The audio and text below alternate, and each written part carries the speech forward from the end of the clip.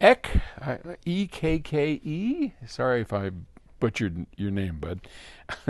Ek lives in Estonia, and he says, have you had the chance to listen to speakers made from diamond tweeters by Accuton? If so, what's your opinion on them? Did you consider using them in your own speakers? An Estonian company called Estellon, known to make some of the very best speakers in the world, uses them, although they are quite expensive. And if that's partly due to the high cost of tweeters, I'd understand why speaker manufacturers shy away from them. I have not heard I'm sure our speaker designer, Chris Brunhaber, has heard every tweeter in the world. That guy knows more about speakers than, what did we used to say? Oh, then Carter has pills. I don't use that expression anymore because nobody knows what Carter's little liver pills. Nobody knows what that means. So anyway, if you're interested, look it up on Wikipedia. Carter's little liver pills. Oh my gosh. Okay, don't get me going on that kind of stuff. Okay, we do not use a diamond. And let me explain what that is. So he's talking about a dome tweeter, typically, right? B&W uses a diamond tweeter. And basically what you're you have a dome, and that dome is a tiny, here's this woofer, right?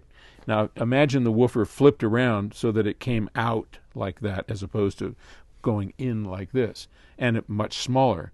But essentially the same thing. It has a voice coil, it has a magnet, and a little dome.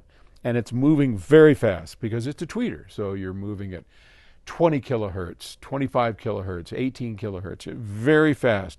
And as it does that, it has a lot of mass. They weigh a lot. And it starts to deform, right? And that deformation can be heard.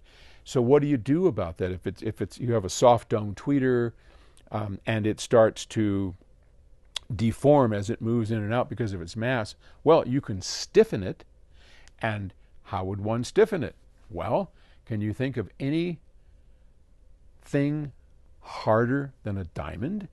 So if you put diamond, and they use industrial diamonds, so it's not that expensive, but they'll use diamond powder, diamond dust, if you will, and that makes that the opposite of a cone, a dome. That makes that dome very, very stiff, very, very hard, so it doesn't have a breakup mode, and it does, but it's way below where they're going to roll it off. Okay, so you're not going to have a problem with that, and they can sound very, very good.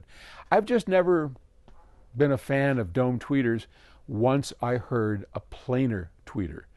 Planar tweeters don't have any of those problems because, unlike a dome tweeter, which has a lot of mass, the tweeter, like here, this is a planar tweeter, that has very low mass. In fact, the mass, which is just a tiny thin film that is moving back and forth, and its voice coil is razor thin, it has less mass than the air that it's moving in front of it. So there is no breakup mode on a properly designed planar tweeter.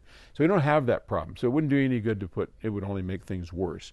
So I have heard diamond tweeters, and for a dome, they're really good. But nothing sounds like a planar, and that kind of sums it up, because planars don't have a sound. Diamond tweeters, soft dome tweeters, they all have a sound to them that they impart to the music, and you try and choose which one is least objectionable to you. But a planar tweeter doesn't have a sound at all. It's just the sound of music, and that's what I prefer. All right.